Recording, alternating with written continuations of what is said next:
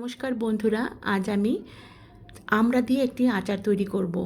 সেজন্য শুকনো খোলায় টেলে নেব আমি শুকনো মরিচ আর গোটা ধনে, সাথে দিব গোটা মৌরি, যেটাকে আমরা মিষ্টি জিরা বলি সেটা। তো এগুলো একটু ভাজা ভাজা হয়ে গেলে তাতে দিয়ে দিব খানিকটা গোটা জিরে।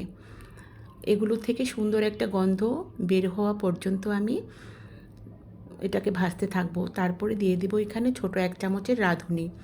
যেহেতু এটা ছোটো দানা তাই এটা সবার শেষেই দিতে হবে, নয়তো পুড়ে যাবে। তো এগুলো ভাজা হয়ে গেলে আমি মিক্সিতে গুঁড়ো করে রাখবো।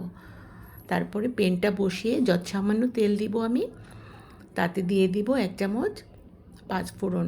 পাঁচফোড়ন না দিলে তো আর আচারে ফ্লেভারটা আসছে না, সেজন্য অল্প তেলই লাগবে এই আচারে, বেশি তেল লাগে না।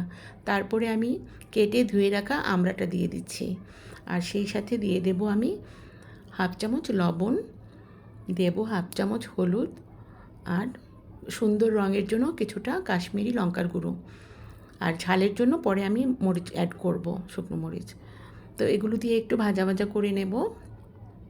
এগুলো ভাজা ভাজা করার পরে দিয়ে দেব আমি গুঁড়ো করে রাখা সেই মশলাটা, আর তাতে দিয়ে দেব আমি এখন 1/2 কাপ চিনি। সেই চিনিটা যাতে পুড়ে না যায় সেজন্য আমি অল্প পরিমাণ জল দেব, চায়ের কাপের 3 ভাগের 1 ভাগ, তাতে ক্যারামেলটা পুড়বে না।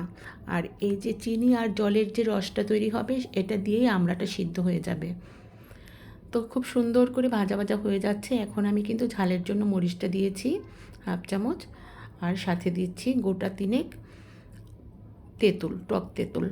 এটা ভীষণই মজার হবে আচারটা। আমড়াগুলো যেহেতু মিষ্টি, টক হওয়ার জন্য আমি তেঁতুল দিয়েছি এখানে। তো ভেজে রাখা গুঁড়ো মশলাটা আরেক চামচ দিয়ে দিলাম। হয়ে গেল কিন্তু আমার সুন্দর আমড়ার আচার। ঘরে কিছুটা আমড়া ছিল, ফেলে না দিয়ে আমি এরকম টুকিটাকি করে বানিয়ে ফেলি। আর মজার বিষয়, মেয়ে মানুষ খেতে পছন্দ করে আচার, কিন্তু আমার ছেলেরাও খেতে ভীষণ পছন্দ করে। তাদের জন্যই আমার এসব করা। তো ভালো লাগলে লাইক, কমেন্ট, শেয়ার করে পাশে থাকবে।